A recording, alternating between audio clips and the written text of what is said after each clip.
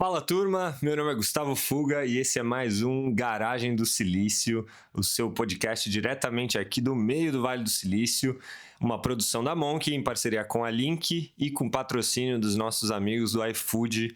Estamos muito felizes e contentes em receber aqui hoje o João Moura da Crew AI, uma startup que está chacoalhando não só o Vale do Silício, mas o mundo inteiro, e a gente tem um orgulho muito grande de que é um brasileiro e que está aqui com a gente para conversar. João, obrigado pelo seu tempo, eu sei que está corrido aqui. E eu queria começar, cara, para quem ainda está quase fora do planeta Terra e não conhece a Crew AI, assim, explica pra gente o que você está fazendo, cara, o que você aprontou aí? Cara, claro, Crew AI, como que eu posso dizer isso? Começou como um projeto open source para ajudar engenheiros a criarem AI agents. E se alguém não sabe ainda o que é AI agents, pensa como automações. São automações que usam AI. Igual quando você conversa com o ChatGPT e você vai lá e fala, olha, me ajuda a escrever um e-mail. É basicamente isso, mas esquece o chat. Você dá uma missão, uma tarefa, e essa AI agora vai tentar usar as ferramentas à disposição dela para tentar alcançar aquele objetivo. Então, às vezes vai chamar uma ferramenta, vai enviar um e-mail, vai escrever alguma coisa, olha o inglês já misturando, para já tentar chegar naquele objetivo que você estabeleceu.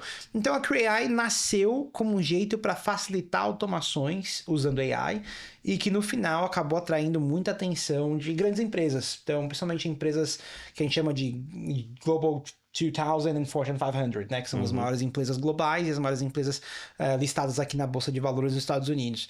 E isso tem sido uma experiência muito interessante, vender uma solução enterprise para esse tipo de empresa. Mas esse seria o resumo. Cara, eu imagino, porque quando eu olhei, acho que sei lá, uns 2 meses atrás, no site de vocês estava lá 40% das Fortune 500, aí eu entrei hoje 60%, eu falei, cara, que go-to-market é isso? Como é que vocês estão fazendo para essa adoção em tão pouco tempo, né? O negócio em 2 anos. Cara, a gente começou eu comecei a escrever o código em outubro de 23. Cara, muito então, recente. muito recente, não deu 2 anos ainda. Mas assim, o que aconteceu foi é engraçado, porque a gente vende top-down, né? Então você está falando de vender uma venda bem executiva, estratégica, normalmente para um time de um CIO, um CTO, um CDIO, mas a gente tem o street cred do engineer, o engenheiro que está usando, que está realmente usando open source, está curtindo e tal. Então, no final do dia, eu acho que onde a gente conseguiu penetrar esse mercado foi o bottoms up. Entendi. Porque muito engenheiro começa a usar. Então eu recebo mensagem, por exemplo, de CTO de grande banco, falando assim, cara, tô usando o seu open source, curtindo, quero bater um papo sobre a solução enterprise. Decisão tá tomada já, tá fácil. Às vezes não tá tomada, porque eu acho que tem um desafio aí do que o cara... Uma coisa é o cara experimentar, né? Outra coisa é o cara escalar isso dentro de uma empresa, onde você começa a falar de governança, de segurança, tem várias coisas que aparecem no meio do caminho. Mas assim, você chega lá com a costa quente, como eu diria no Brasil. Justo. E, cara, imagino que um processo decisório desse demora muito tempo, né, para você tomar, enfim, então, em tese os ciclos de venda são longos, mas quando você fala nessa mistura de approach meio top-down, meio bottom-up ali, isso tem um poder de network effects aí grande também rolando, né? Muito grande. Então, assim, normal, né? Um Enterprise Sales Cycle, se você perguntar para qualquer account executive aí, ele vai dizer que, olha, vai ser 9 meses. Uma venda grande, né? Nasceu um bebê aí. Nasceu um bebê, mas você fecha grandes contas. A gente hoje tá vendo, não só na Crew AI, tá? Mas outros fundadores no mercado de AI que a gente conversa aqui pelo Vale inteiro estão falando de mais ou menos um sales cycle de 3 a 16 meses. Que é bem curto. Viu? Pra Enterprise. Se você fecha algo em 3 meses, é assim, sensacional. A grande questão esse sales cycle ele tem que ser escalável, né? Sim. Porque eu acho que uma das grandes coisas que está pegando para essas empresas hoje a tecnologia tá aí, tá disponível, todo mundo tá comprado na visão no longo prazo, mas todo mundo quer, vamos dizer assim, desmistificar antes de assinar. Então a pessoa quer ver funcionando, a pessoa quer ter valor e tudo mais. Então eu acho que muito do processo de vendas agora nessa indústria é menos do tradicional, meio que lobbying, achando a pessoa certa dentro da empresa, e mais sobre deixa de mostrar que é pra valer quem tá usando, como tá usando e como funciona. Entendi. Tipo um land and expand, assim. Então você entra como dá, ganha confiança e conforme você vai expandindo. Tem uma hipótese aí, eu tava discutindo isso até com um investidor no outro dia, que é quase como se esse mercado tá parecendo muito com cloud no early days, ou data lakes, like você pega uma empresa como o Databricks, por exemplo. Databricks é muito assim. Então você, no começo, ARR quase que não importava tanto, era mais NRR. Era tipo assim, a galera que fecha rapidamente expande. Então acho que Databricks teve algum ponto que tinha lá 100 milhões de faturamento e eram tipo 100 clientes.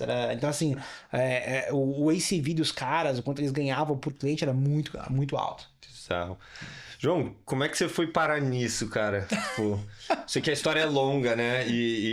Enfim, ver founders brasileiros aqui no Vale, cara, pra mim é sempre uma alegria, assim, dobrada, né? De ver gente fazendo coisa de fronteira e gente, assim, na ponta.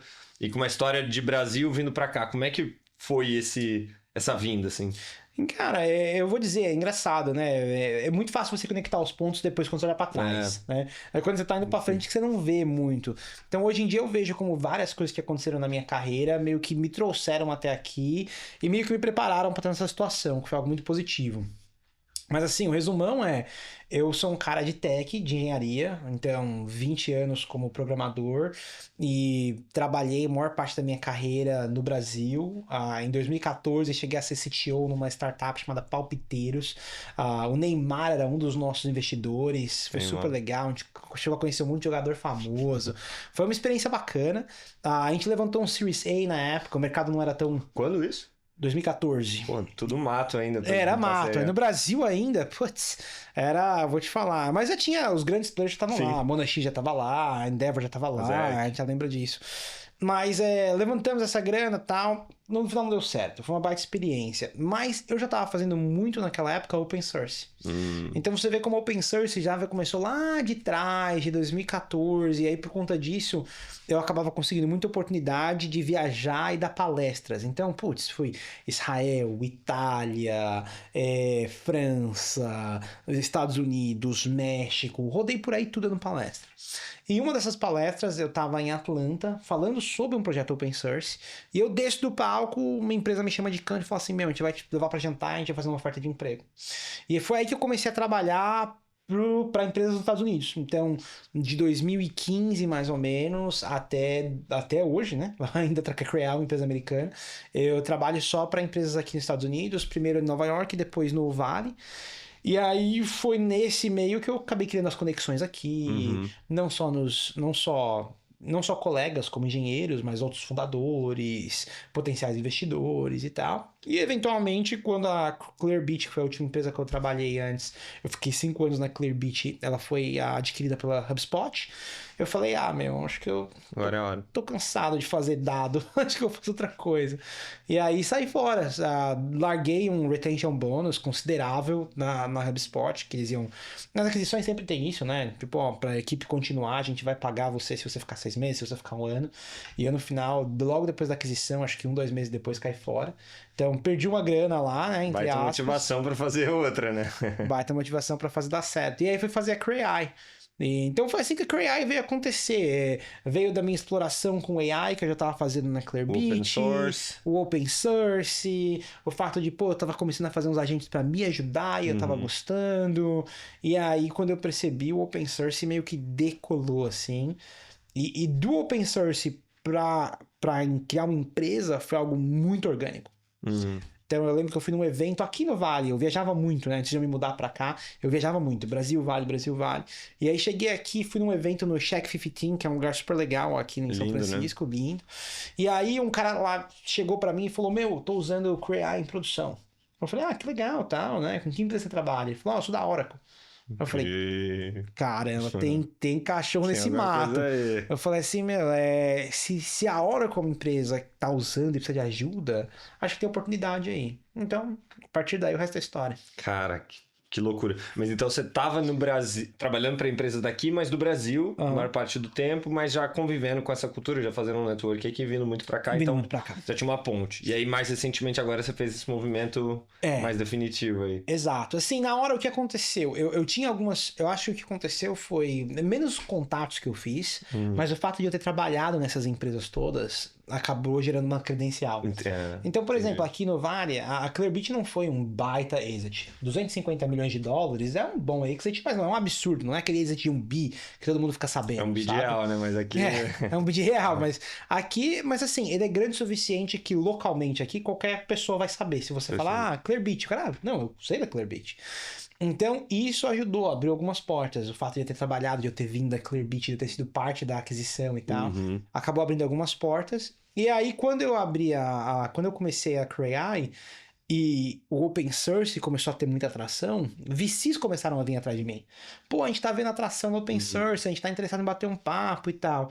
E aí casou que eu falei, vamos levantar uma rodada para fazer acontecer. E aí os próprios fundadores da Clearbit, que estavam com um fundo deles, já investiram. E aí, cara, junta a fome com a vontade de comer, porque você vira pro mercado e fala assim, vim de uma empresa que acabou de fazer um exit, onde eu fiquei lá 5 anos. O produto que eu liderava foi de 0 a tens de milhões de ARR. E agora eu tô criando uma outra empresa e o fundador com que eu trampei 5 anos tá escrevendo um cheque em mim. Os caras falam, vamos pra cima. Não, e você já tinha atração do open source também, né? Que a maioria dos founders vai pensar num processo ali de fundraising diferente. Vai fazer um MVP, vai tentar rodar e aí vai conseguir... Então, exato. Cara, é uma ótima dica pra galera, né? Você acha que isso é um pouco subestimado, essa estratégia do open source? Não como estratégia, mas como... Tem um lado... Não é de estilo de vida, mas talvez ideológico também do open source, que tem uma cultura também. Como é que você vê isso hoje em dia, assim? Eu acho que sim, assim, eu sempre fui um cara... Eu gostei do open source, por quê que eu comecei a fazer open source na minha carreira? Porque dava acesso a pessoas que eu não teria acesso. Então, por exemplo, muita gente talvez conheça Steve Klabnik, ele é quem hoje lidera o desenvolvimento do Rust, tá? Em de programação, muitos engenheiros adoram. Ele antes disso tocava outras coisas gigantes na Mozilla. E é o tipo de cara que você fala assim, eu queria muito conversar com esse cara, aprender com ele. A chance de vocês trabalharem na mesma empresa é meio remota. Mas, cara, ele é um baita contribuidor no open source. Se você começar a mexer no Rust, o cara vai revisar seu código, o cara vai te dar feedback. Então, a minha motivação no open source sempre foi essa ideia do tipo... acessar esses talentos, essa rede, para aprender com eles. Então, para mim, veio muito disso. É óbvio que tem a questão de também devolver para a comunidade e tudo mais. Mas como estratégia de negócio... Cara, se você souber jogar, é sensacional. Agora, tem empresas que tentaram e falharam, não falharam, né? Mas tiveram grandes problemas. Né? Tipo, Docker teve um grande problema. Mongo é uma que foi muito vitoriosa, mas assim, os caras lutam uma batalha ferrenha com a AWS. A AWS basicamente copiou os caras, chamou de outra coisa e já era, entendeu? Então esse é o lado ruim, assim, entre aspas, do open source. Ele traz uma camada de complexidade extra que o negócio normal não tem. Mas, na minha opinião, e no caso da Cray, os benefícios muito superam as dificuldades. Animal.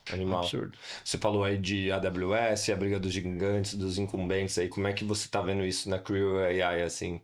Cara, é engraçado porque, assim, a minha percepção é a gente com muito menos dinheiro, uma equipe muito menor, tá correndo muito pela lateral com esses caras.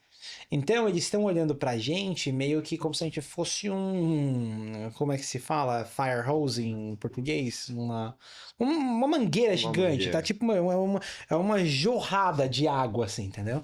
E os caras olham pra gente e falam assim, ia ser legal se eles apontassem isso pra gente. Porque quando você pensa, o agente, a orquestração, o produto que a gente tem na Enterprise, ele tá muito focado no valor, ele tá perto do valor, né, pro usuário final. Mas ele gera uma quantidade de compute, de serviço muito grande. Então fala assim, cada agente vai fazer um monte de chamada LLM. E esse agente vai gerar um monte de log que você precisa jogar num banco de dados. E esse agente precisa rodar numa máquina. Então, você começa assim, pô, calma aí, você tá gerando... Você tá criando mercado ali, Você né? tá criando mercado, você tá gerando lucro para essas outras empresas. Então, pô, esses hyperscalers, eles olham e falam assim, pô, queria que a CrayEye rodasse mais aqui. Eu vou falar, queria que a CrayEye rodasse... Então, a gente tá se aproximando muito desses caras, porque gera algumas vantagens competitivas pra gente. Então, quinta-feira agora, na realidade, eu tô indo pra Seattle e eu vou conhecer o Satya acho que no sábado. Então, super legal. Com a AWS também. Estamos falando com a AWS de super mais profundo com os caras, fazendo algumas integrações e tal. Então, assim, claramente vai ser um mercado muito concorrido. Todos esses hyperscalers vão ter a versão deles. A gente vai competir com eles. Mas, assim, você tem que fazer as pazes que esse mercado vai ser um competition, né? Então a gente vai cooperar e vai competir ao mesmo tempo. Como você vai fazer isso? Aí vai da sabedoria do fundador. Vai da sabedoria. Cara, eu acho que até para aprofundar um pouco e para dar alguns exemplos aqui pra galera que talvez não seja tão técnica, de uso de caso de CrayEye, a gente sabe que tem vários tipos e dentro de várias indústrias e em várias verticais dentro da empresa, né? Sim. Então, assim, pega os que você mais gosta, assim, que você acha mais legais pra galera entender. Então, de novo, pensem como se fosse uma automação. Então, quando você fala de automações, você vai ter automações que são mais de back office e automações que são mais de front office. Front office seriam coisas que vão interagir com o usuário. Então, por exemplo, uma automação de suporte, que é o mais comum. Desde um clássico chatbot até um chatbot com esteroides, que sabe fazer um monte de coisa. Essa seria uma automação mais de front office.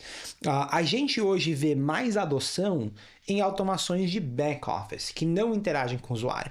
Por uma questão de ser um risco menor, principalmente por causa dessas grandes empresas e tal, um ambiente mais controlado e tudo mais.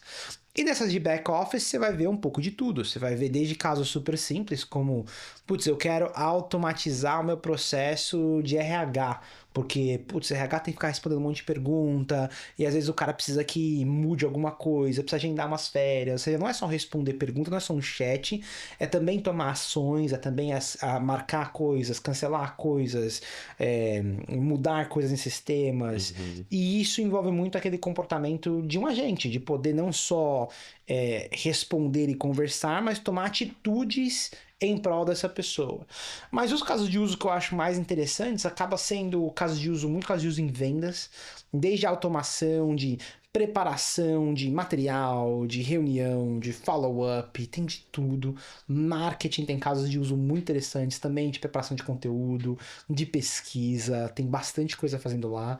E tem uma galera que tá fazendo umas coisas meio loucas, assim, na indústria de farmacêutica, tem a gente que a gente está fazendo para monitorar indústria, tipo maquinário. Então a gente está lendo sensores, identificando outliers e investigando e cruzando esse dado com o banco de dados do FDA para ver se está dentro do benchmark. Tem de tudo um pouco. O que é claro não tem uma horizontal que está ganhando. Todo mundo está fazendo vendas, todo mundo está fazendo marketing, não. Agora, a maioria está fazendo back-office, a maioria está fazendo processo interno, automações e os ganhos de eficiência que a gente tem visto chegam em alguns casos a 94%. Então, o que significa literalmente assim, se antes você gastava 10 horas por semana num assunto com o seu time, você vai gastar agora 40 minutos por semana. Isso, o resto tá tudo automatizado. E agora essa galera tá fazendo outras coisas dentro da empresa. Claro, lógico. Então, e aí, pensando aqui não só em um agente, né? Acho que quando você pensa em CrayEye, pelo menos quando eu penso, eu tô pensando assim, bom, para resolver talvez esse desafio de vendas, vamos pegar, vai ter um agente específico para um pedacinho do problema, um outro para revisar ali como é que foi a call, um outro para fazer...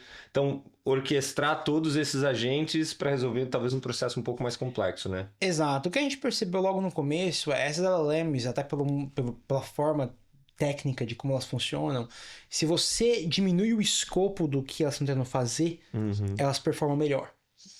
Então, você quebrar um processo em pequenas tarefas e automatizar essas tarefas, normalmente leva a resultados melhores do que você falar assim, eu quero fazer tudo com um único agente. E mais eficácia e eficiência também. Eficácia e eficiência, com certeza. Mas assim, é engraçado, eu acho que muita gente não entende. Então, para quem não é tão técnico, por exemplo, A LLM nada mais é do que um modelo de AI convencional. Um modelo de AI convencional super simplista poderia ser, eu quero modelar se vai chover ou não. Bom, ok, para uma AI te dizer se vai chover ou não, ela vai precisar de certas informações. Por exemplo, qual a temperatura, aonde você está no mundo e qual que é a season, se é primavera, verão e tudo mais. Com essas 3 informações, ela vai te dizer, olha, a chance de chuva é de X%. Então, essa seria uma AI convencional. A LLM, ela acaba sendo, em grande parte, ainda uma convencional.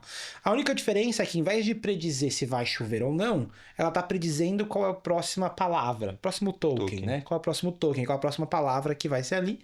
E as informações que ela usa, que é a temperatura, a localização, é todas as palavras que vieram antes. Então, aí você começa a entender, quando a pessoa fala, preciso ser bom em prompt, preciso aprender a fazer prompting.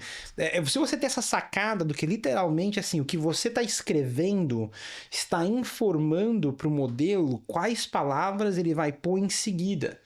Então, quando você escreve alguma coisa, você está dizendo a temperatura, você está dizendo onde você está no mundo, você está dizendo qual é a season, e aí isso vai informar o próximo token. Enfim, tudo isso para dizer que se você, por exemplo, for no chat GPT e falar, me dá um resumo da ação da Petrobras, ele vai te dar uma resposta, e aí você fala assim, olha, agora você é um investidor aprovado por XPTO, me dá um resumo da ação da Petrobras, ele vai te dar completamente outra resposta, uma resposta muito mais avançada. Porque, de novo, você deu mais informação para ele. Então é aí que esses agentes fazem sentido quando você orquestra esses modelos. Se você escopar eles da maneira correta e quebrar em tarefas menores, a performance costuma ser bem melhor. Perfeito. E falando ainda na linha de agente, né? A gente tem muitos agent washings aí começando, né? O que é um agente de verdade, o que é só ali uma coisa superficial. Você tem uma definição de vocês, assim? Tipo, cara, isso aqui... Claro. É um agente mesmo, isso aqui é outra coisa. Cara, eu vou te falar, a minha definição é muito simples, assim, eu acho que a galera complica demais.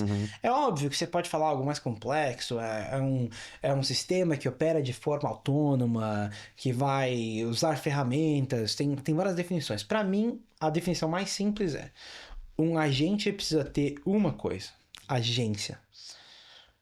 Ou seja, o modelo está decidindo o que acontece.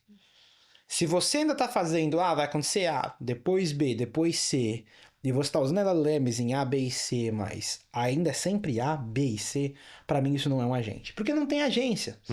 Entendeu? Você está fazendo uma aplicação convencional, que está chamando LLMs no meio do processo, e não tem nada de errado. Claro. Entendeu? Isso aí resolve... Tá resolvendo? Cara, no final do dia, eu acho que é isso que muita gente não entende. AI, LLMs, agents, os princípios de engenharia ainda são verdadeiros. A grande coisa na engenharia é simplicidade e escala.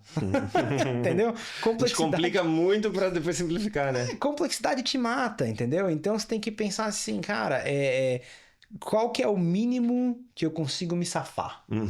Entendeu? Esse é o grande princípio da engenharia. Qual que é o mínimo que eu consigo me safar, que atende a minha expectativa, que vai me permitir escalar, que está dentro do que é o esperado. Então, no final do dia, se você vai escrever só uma automação que é A, B e C, vai! Toca o barco. Manda ver, né?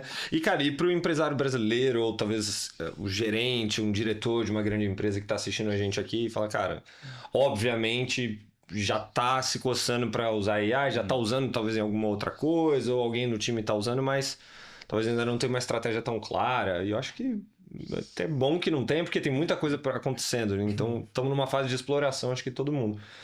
O que você recomenda assim, para as pessoas que estão escutando, para ela também não ficar perdida nesse void, mas também começar, né? Claro.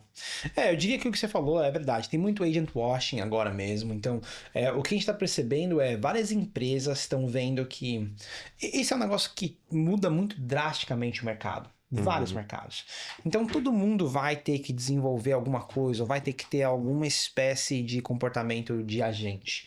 E algumas empresas acabam forçando a barra, entendeu? Chamam algo de agente que não é, o que dificulta a vida de um tomador de decisão, seja de uma empresa grande ou pequena, de escolher, tipo, qual o caminho que eu vou seguir, como que eu saio da ideia para a experimentação e como eu saio da experimentação para a produção. Então, eu acho que esses são os grandes pulos do gato. O que eu diria para quem tá aí por aí tentando educação é o caminho.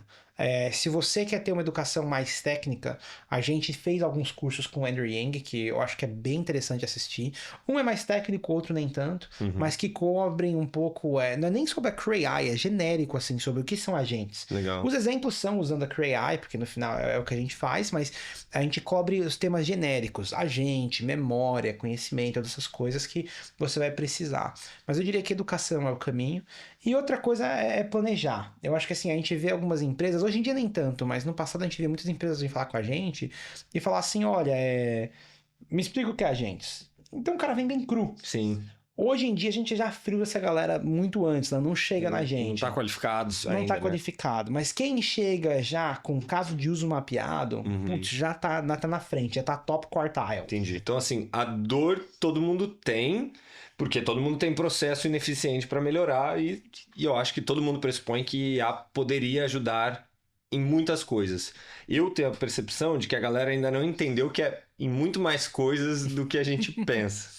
Mas então assim, a dor tá lá, o problema tá lá, ele talvez se ele entrou em contato contigo é porque alguém ali no time já imagina que tem como resolver. O que você tá falando é que se ele não sabe ainda qual que é esse problema que ele precisa resolver, talvez ele ainda precise de mais um tempinho para... O ideal é assim, a gente até ajuda a pessoa a descobrir, mas normalmente se a pessoa já chega mastigada, tipo, eu tenho pelo menos eu tenho um que eu quero resolver aqui, que isso ajuda a abrir o olho, entendeu? Tá. Porque o que a gente percebe é que é um processo meio que infeccioso, positivo na empresa, que é, você resolve um caso de uso, de novo, como é algo que é muito cross-horizontal... Um exemplo ali, né? Vira um exemplo, você resolve um negócio na vendas, putz, RH te pinga, aí o marketing te pinga, aí eu te pinga. Então, você começa rapidamente a trabalhar através desses business units todas. Então, eu diria que escolhe um caso de uso, esse caso de uso você se foca, e aí pronto, aí vem falar com a gente. Caso de uso na mão, a gente ajuda você a implementar, e normalmente tem um processo de POC que algumas empresas gostam de fazer, a gente faz e tal, e não tem nenhum problema, desde que seja um negócio com escopo muito bem definido, e claramente leve a uma relação econômica, né? Um contrato depois. Mas isso é algo que a gente acaba ajudando muito, mostrando esse valor e a pessoa fala assim, pô, beleza, funcionou, legal. E o quão senior precisa ser esse time esse time de tecnologia da empresa para ele conseguir operar isso? Nem tão senior, eu vou dizer, porque a gente hoje, na solução, no open source é muito técnico, né? Mas na solução enterprise, a gente tem no code. Você tem uma interface ali. Tem interface, então mesmo quem não é técnico, a gente tem, por exemplo, alguns dos nossos maiores clientes, quem é o principal user é VP de produto. Pô, animal. O cara é o sonho, né? Imagina. O cara atravessa todo mundo e faz do jeito que ele quer. Nossa, e o cara é engraçado, porque teve um cara que foi até... Ele começou a usar a Cray, eles vieram clientes, e em 24 horas eles foram de assinar o contrato ao usuário com mais execuções na plataforma inteira. Eles não superaram a gente só, porque a gente usa pra caramba, mas assim, logo depois da gente, eles eram o segundo. E aí, a gente entrou em contato com os caras, assim, o que aconteceu, né? O que vocês estão fazendo? E aí o cara falou assim, não, eu me animei, eu percebi que dava pra fazer um esquema de enriquecimento de dados pro meu time de vendas, e o cara meio que varou a noite fazendo a parada, ele usou os agentes pra basicamente enriquecer dados pra, tipo, milhares de leads em potenciais, e no dia seguinte o cara chegou pro time de vendas, tipo, tá aqui. Porque ele ficou frustrado, o time de vendas falou... Beleza, valeu. E agora? Não, mas tipo, é vendas, né? Obrigado, vou voltar pra reunião. Tá, coloca debaixo do braço e foram executar e tal. Mas assim, ele ficou super animado, assim, e aí desde então eles escalaram várias vezes com a gente. Pô, isso é o legal. cheiro de Product Market Fit tão claro e evidente, né, cara? Muito cara, massa. eu vou dizer, é engraçado, porque a gente tá... eu diria que a gente, assim... Eu vejo a Cray como uma empresa de 3 produtos. Um é o open source, que a gente vê como um produto. A gente tem um time dedicado. Literalmente tem gente que qualifica para open source. Tipo, às vezes não qualifica para enterprise, mas qualifica como open source sem nenhum problema. E tem um caminho de nurturing, né? De eventualmente vai ficar pronto para ser um cliente.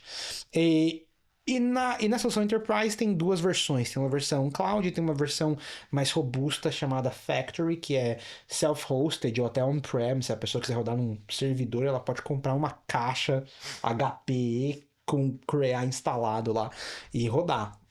Então, assim, essas 3 soluções. O que a gente acaba percebendo é essas empresas, quando elas começam a usar esse negócio do cheiro do Product Market Fit, no open source está muito evidente. Não tem que se falar. Product Market Fit, óbvio, você pode perder se você não continuar inovando, mas assim, o crescimento é insano. No Enterprise a gente tá vendo, só que dói um pouco mais. Por que eu digo que dói um pouco mais? O que é o Early Product Market Fit? Todo mundo fala assim, é o dinheiro entrando. Cara, essa é uma parte. A pior parte do Product Market Fit no começo é você vai ser inundado de requisição. Porque assim, todo mundo vai começar a usar pra valer. E aí vai começar a falar assim, ó, eu quero que você faça A, B ou C. Outro vai falar, eu quero que você faça C, D ou E. Roadmap vai pra onde? O roadmap vira um absurdo. E todas as ideias são boas. E os caras começam a pressionar. Ó, eu vou cancelar se você não fizer A, B ou C. Aí você não faz. O cara cancela? Não.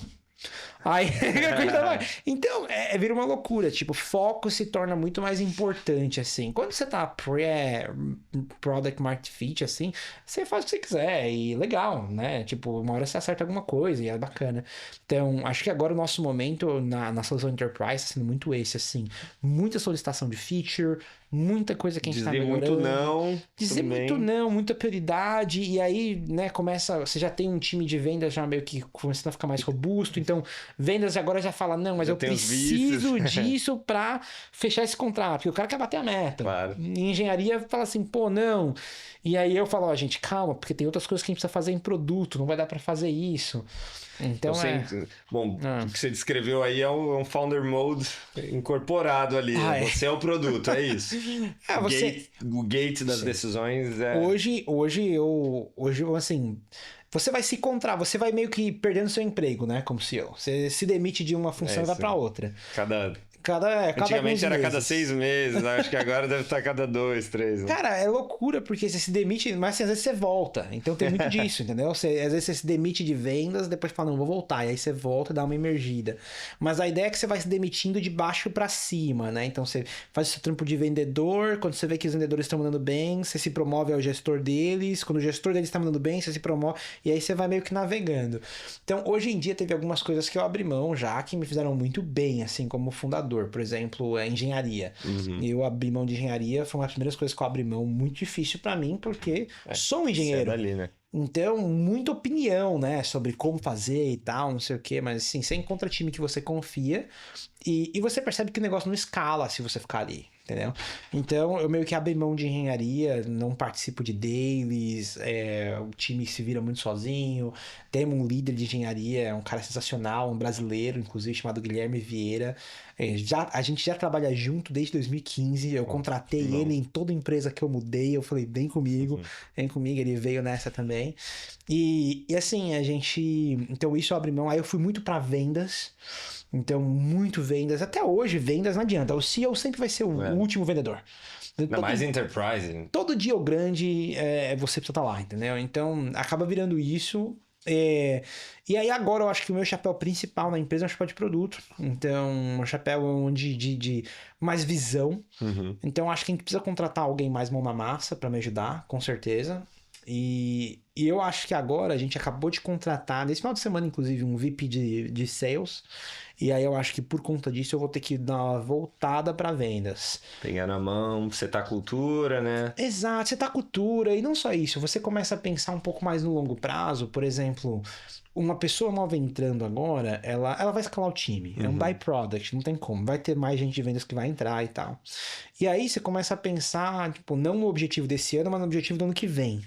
E aí você fala, pô, se no meu ano que vem o objetivo é 4 vezes o meu objetivo desse ano, e o objetivo desse ano já é um absurdo, eu vou precisar de X pessoas de vendas. Bom, primeira coisa é quão rápido eu contrato e quão rápido essa pessoa de vendas se torna produtiva. Qual que é o tempo de ramp-up dessa pessoa?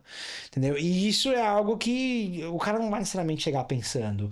E aí você fala assim, não, calma aí, eu vou me aproximar, porque esse cara vai começar a drivar gente nova, a trazer gente nova, e eu preciso garantir que isso está acontecendo. E aí que os incentivos estão alinhados também, porque o vendedor vem com um curto prazo com a meta do mês, com a quota ali, acho que o teu papel é garantir a visão de equity. E não só isso, no longo prazo, é engraçado, cara, alguns meses atrás eu lembro que eu peguei, é isso que às vezes pega o fundador, às vezes você fala assim, vamos distanciar um pouco. Aí uns meses atrás eu falei, deixa eu ver essas reuniões.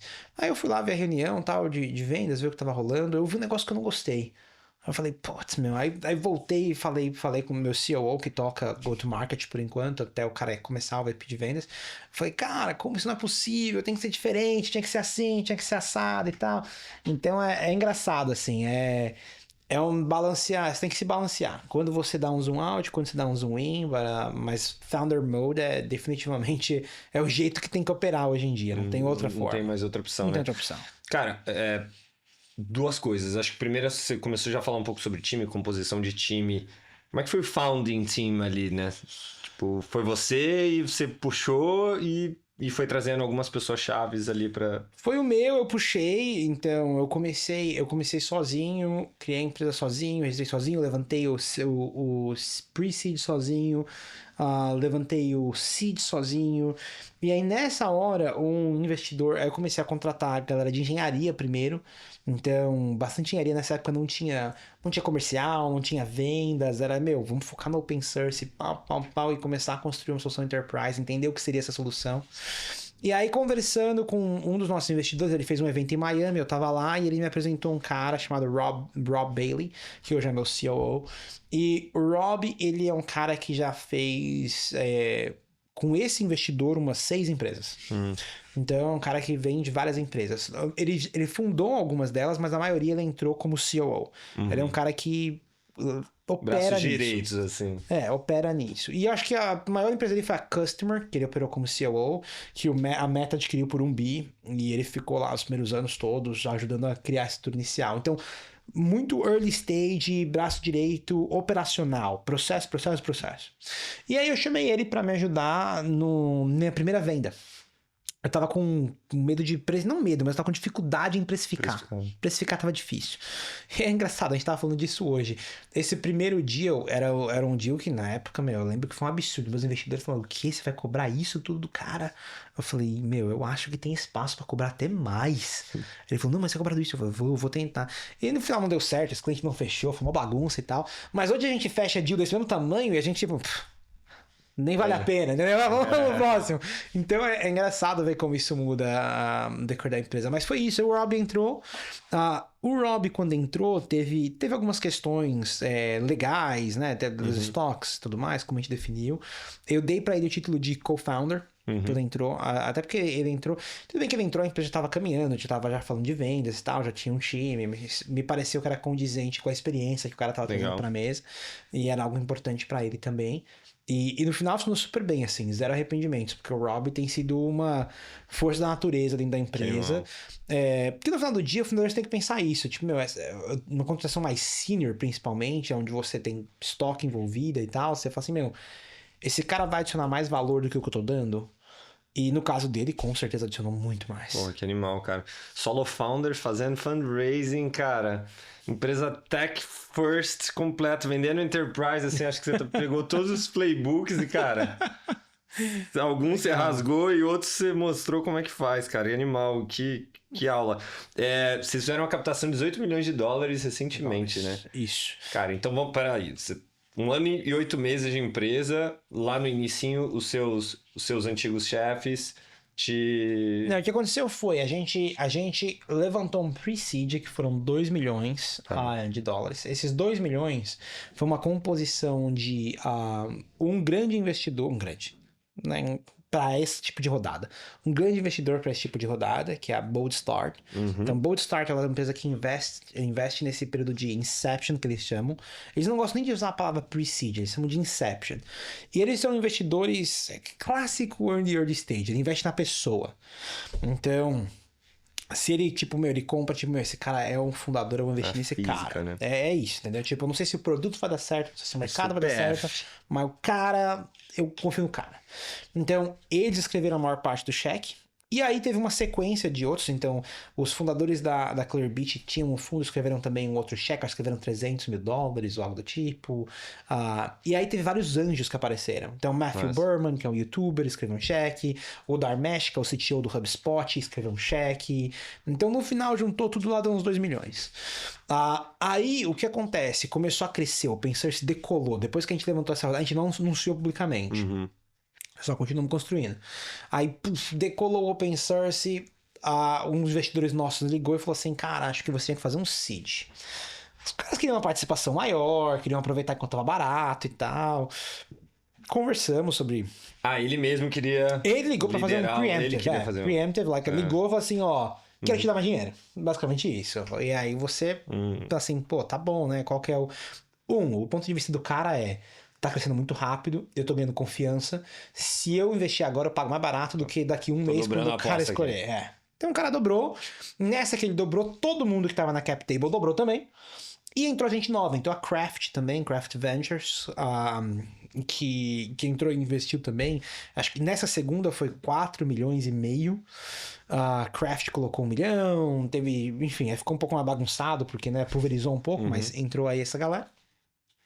E aí, beleza, aí tocamos o barco. Isso foi 2 meses depois do Pre-Seed. Então a gente não chegou quase a gastar nada do dinheiro do Pre-Seed, já levantamos o Seed.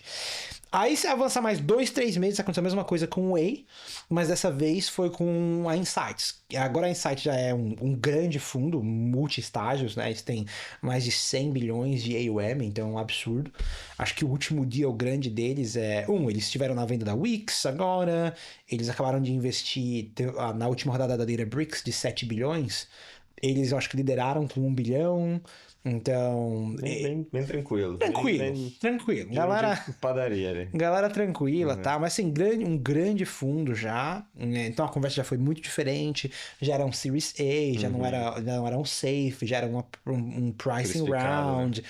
E com isso veio várias, né, questões do due diligence, a parte legal bem intensificada e uma negociação bem ferrenha em certas coisas. E no final a gente fez muita coisa off-market, assim... Muita coisa off-market, que não é comum você ver. Mas assim, a gente tava numa posição de super vantagem, tinha muita leverage. Então, mas tipo, que você tá falando mais dos termos econômicos mesmo ou de outras coisas? Termos econômicos, controle, tipo, muitas coisas que assim, eu mantive um controle absurdo da empresa que é muito incomum você ver. Vamos lá, um Série A, um bom controle, você chega num Série A... com 50% da empresa, tá legal. É um bench, 50%. Sim, mas de porcentagem sim. Mas, por exemplo, o que eu fiz? Todas as minhas common shares têm 10 vezes mais poder de voto. Então, independente de quanto você tem, o meu voto na common é 99 ponto alguma coisa. E no board, você também fala assim, no board eu quero ter controle. Então, eu tenho 5 assentos de boards. Tipo, é incomum. No Series A ninguém tem. No Series A você vai ter um board de 3, board de 4, você vai ter 2 assentos, 3. Eu falei, não, eu quero um board de 7 assentos e eu quero 5. Animal. Então, foi um negócio que eu lutei, então assim, tem um controle muito forte. Então, no final do dia, são poucas coisas hoje que eu não posso decidir sozinho. Pô, que animal. Você, pra ganhar esse leverage, foi basicamente, cara, o nosso growth, ou você chegou a fazer um roadshow e ir atrás, pegar outras propostas e... A gente fez um roadshow leve, mas assim, calhou que foi um negócio muito orgânico. Entendi. Porque tava todo mundo já em cima da gente, então não foi nem tanto que a gente foi bater na porta, foi tipo assim, tava falando com você na sexta, hoje é terça, cara, acabei de receber term sheet, a gente falou na sexta, você pareceu interessado, quer conversar? Aí o cara, putz, vamos conversar e tal. Aí foi uma loucura, né? E, nossa, essas conversas, levantar rodada principalmente quando você começa a falar de rodadas maiores, é uma experiência à parte. Eu vou te falar, a maioria dos fundadores que eu conheço odeia. Eu gosto. Você gosta? Eu gosto. Eu acho que é algo que eu faço bem. Por incrível que pareça, acho que é algo que foi meio natural. Cara, eu acho que founder brasileiro, eu não sei, eu tenho esse take, assim, eu acho que founder brasileiro, não sei, os brasileiros que eu vejo aqui, eu acho que a gente manda bem, a gente gosta dessa parte do relacionamento de ir pra rua ali e falar, sabe? Eu acho que tem isso, eu acho que tem outra coisa também, que é, cara, pra quem tá vindo do Brasil, se os caras virem onde eu nasci... Nossa! Quando eu nasci na Vila Prudente... Cara, na Vila Ema. Tipo, cara, eu já tô ganhando, então assim, eu não tenho nada a perder. O cara que tá negociando comigo, eu tenho algo a perder? Não tenho, entendeu? Então, eu lembro que teve um investidor que, cara, é quase que teatral algumas coisas. Tipo, eu bati na mesa. E falei assim, cara, Gustavo, o termo que você tá me pedindo aqui, eu não vou aceitar. Você tá me dando um explosive offer de 48 horas, eu já tô dizendo, eu não vou assinar. Ou você 48 horas. 48 horas aí no caso, eles sabem que todo investor committee se encontra de segunda. O cara me fez uma oferta na sexta, ele queria que a oferta morresse domingo. Pra não dar tempo de nenhum outro fundo se encontrar na segunda-feira. O cara sabia disso, eu sabia disso. Ele falou, cara, e se a gente não mudar a oferta, João? Eu falei, se você não mudar a oferta, o problema é seu, eu não vou assinar. Eu já tô te dizendo isso. E aí levantei, saí da mesa e falei assim, esquece, tchau, acabou a reunião, tal, fui embora. Deu umas 3 horas, me ligaram. Falei assim, o que a gente precisa oferecer pra tirar a oferta da mesa agora? E eu assinei a oferta de pé na Best Buy.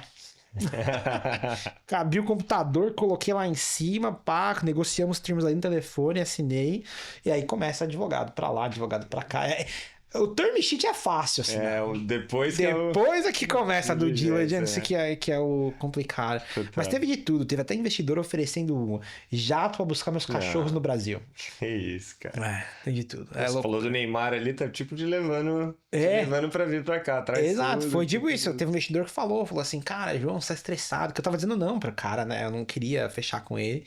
E ele falou, você tá estressado. E eu falei, cara, eu tô aqui viajando, tô longe da minha família, meus cachorros, tá todo mundo no Brasil. Fica tranquilo, a gente traz. Aí ele falou, não, fica tranquilo, a gente tem um G150, a gente pode mandar buscar ele se você quiser.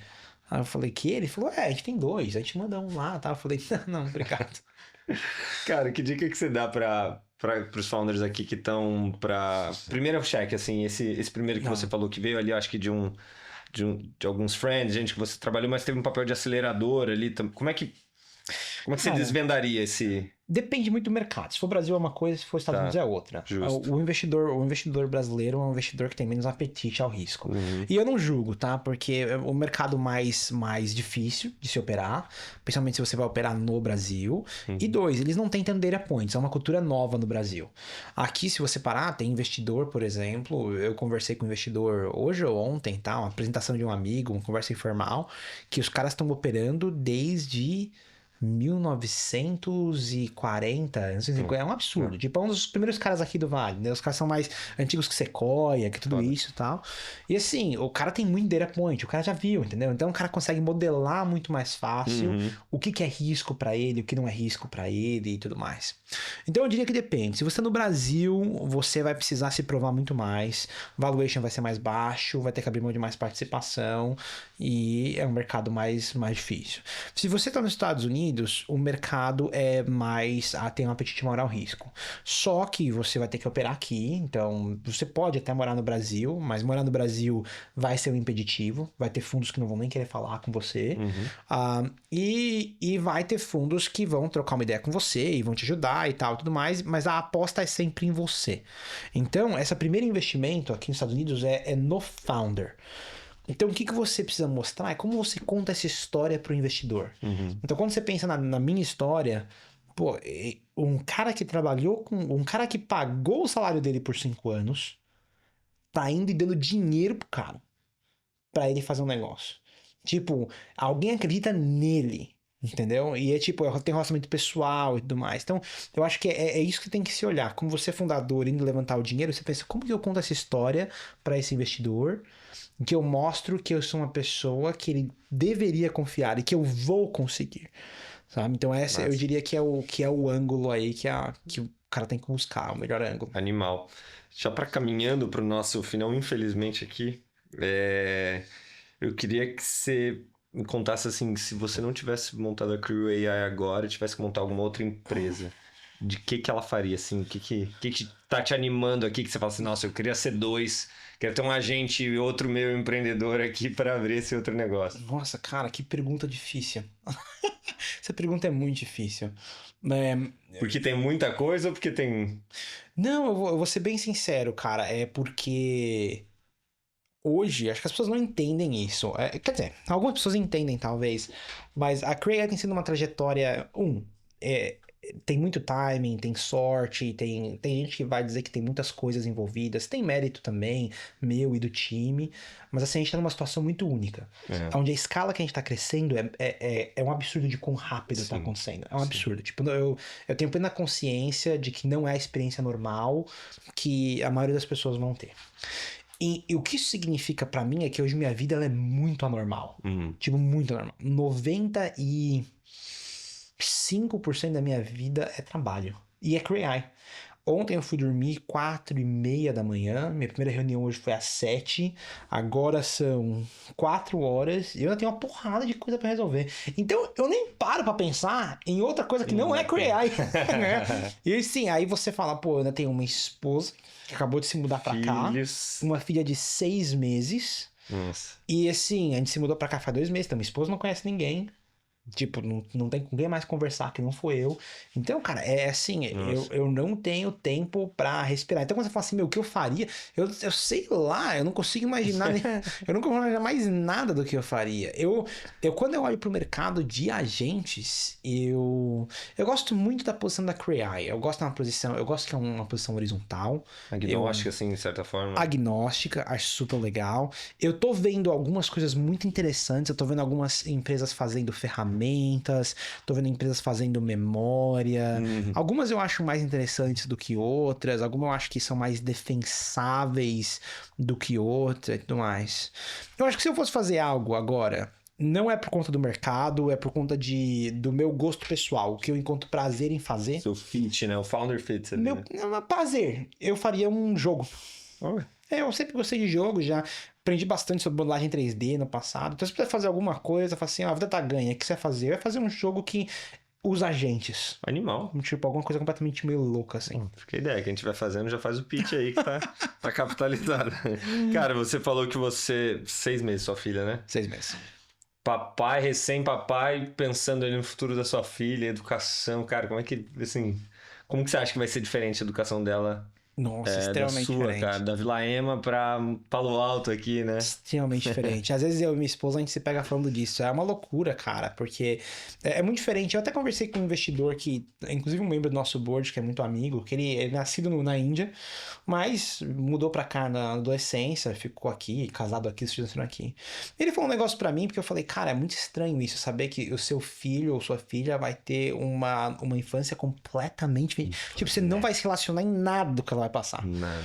E aí ele falou pra mim um negócio que é verdade, me deixou em paz, que ele falou assim, mesmo se você estivesse no Brasil, já ia ser completamente diferente.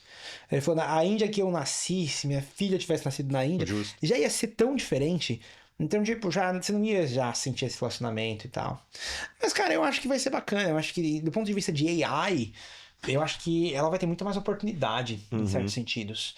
Eu acho que tem esse medo, né? AI vai roubar empregos e tal. E de fato, tem muita gente aí que tá olhando como AI como headcount, assim, como que eu vou reduzir headcount.